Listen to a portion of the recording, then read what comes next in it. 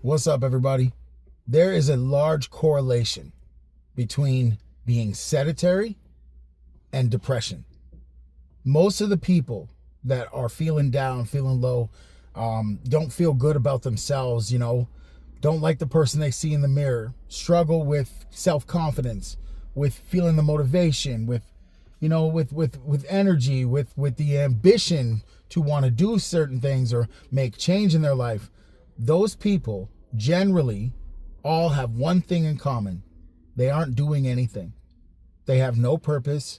They aren't moving. They're sedentary.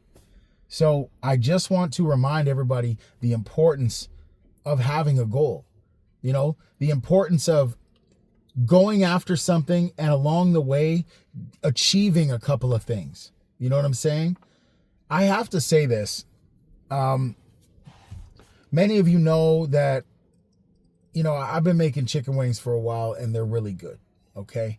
And I'm not at this point, it's not even bragging. At this point, it's just a well-known fact. I started speaking as if I had the best wings in the city in 2020. Out the gate, people called me crazy. What are you talking about, bro? You just bake some wings in your kitchen. Like, you ain't shit. I've heard it all. And I just want people to understand. I told myself I had the best wings in the city before people even knew who the hell I was. And the point of this is, speak that shit into freaking fruition, man. Say what you mean and mean what you say. Okay, I admit I'm a little off topic, but I'm gonna show you why I'm good at spinning things and doing this, because I've been consistently doing these things, right? Podcasting helps you come back to the topic. Like when you're asked a question, you got to come back around and circle back after you made your point. So the point that I'm trying to make to you right now is, I never listened to what people had to say. I kept going, and I ended up doing the exact thing I said. I said I had the best wings in the city. I won an award to back that claim up. You know what I'm saying? But it was after, and I am going to tie all this. It's got to do with, being sedentary and depression. After I got that award, it made me feel like, okay, maybe I'm not wasting my time anymore. Maybe I should keep going on this journey. Because I think a lot of us are looking for a sign that we're on the right path. We don't want to waste our time. We don't want to take the risk of wasting 10 years, a decade of our life, knowing that we're never going to get it back. And, come to the realization that that's it. You wasted resources, time, energy. You could have spent more time with your family. All these regrets that you end up fabricating, because at the end of the line or end of the journey, you find out, the hard way. Well, nobody wants that, right? So everybody, avoiding taking risk. That's why businesses won't get loans if there's no data to prove to the bank. They want to see what kind of risk they're taking giving you this money, right? Well, we want to see the same type of risk. We want to see some sort of data.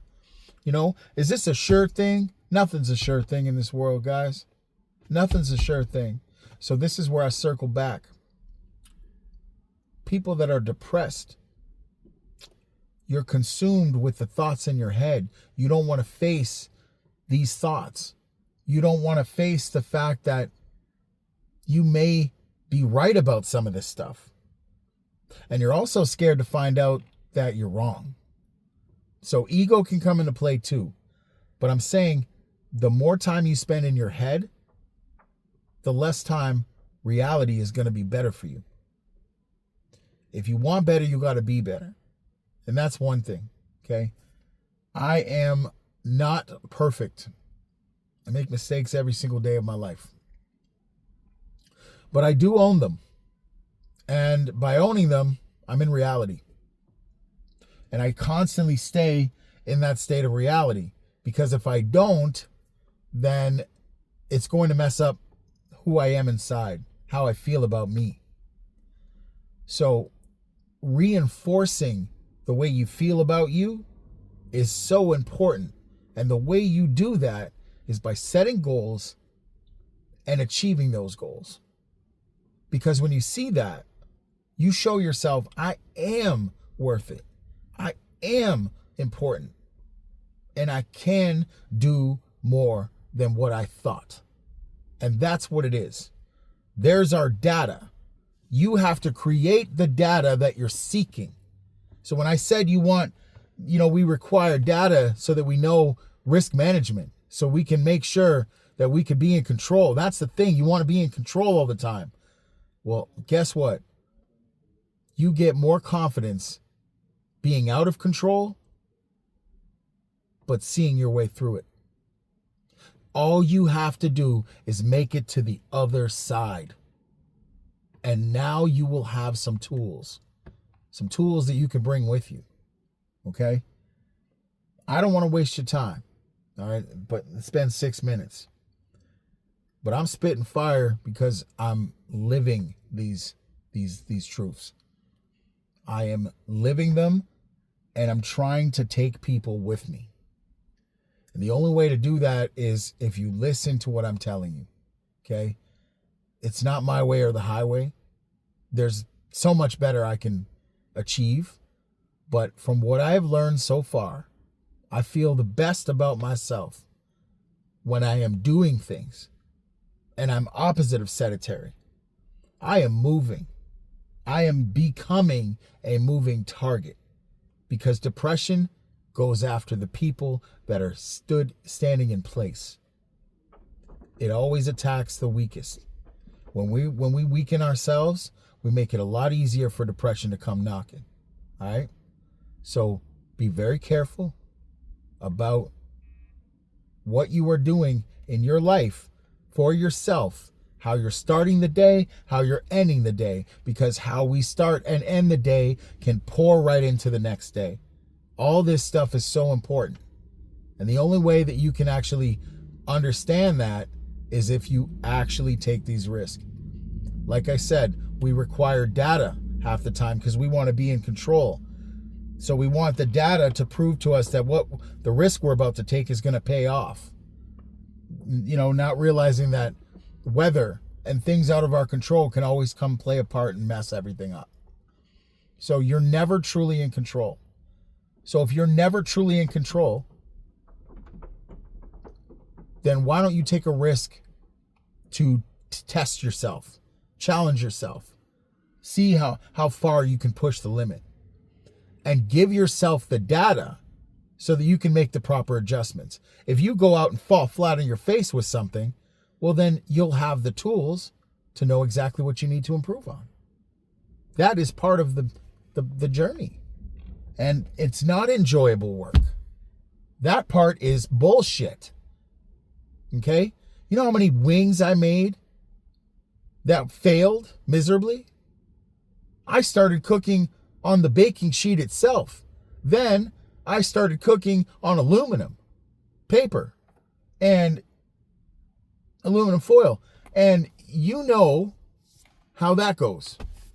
How it rips the skin off and messes up shit. So many dinners were stuck to that damn aluminum foil. The point is, it took me on a long journey to finally perfect, the perfect oven baked wing. I didn't master it overnight, but it was doing the one thing repetitively over and over and over that led me to realizing that not only am I really good at it, but I have a vast threshold for how good I want to be. So although it's good and it's already won awards, I still want more. And that is part of who we are. Wanting more is fine. It's perfectly fine because it changes things. It's like when you're a kid, you get a toy, you like that toy, you play with it, and then 2 weeks after you playing with it, you're just bored of it. You want something else. You were excited as hell to get this toy in the first place, but now you want something else. It was time for a change. Well, oftentimes, it's time for a change for us too. You know what I'm saying? So, if you want to make a change in your life, you have to put your feet on the ground and take the first step. All right, y'all? Don't be afraid of finding out the result, because the result could very well be in your favor. I love y'all.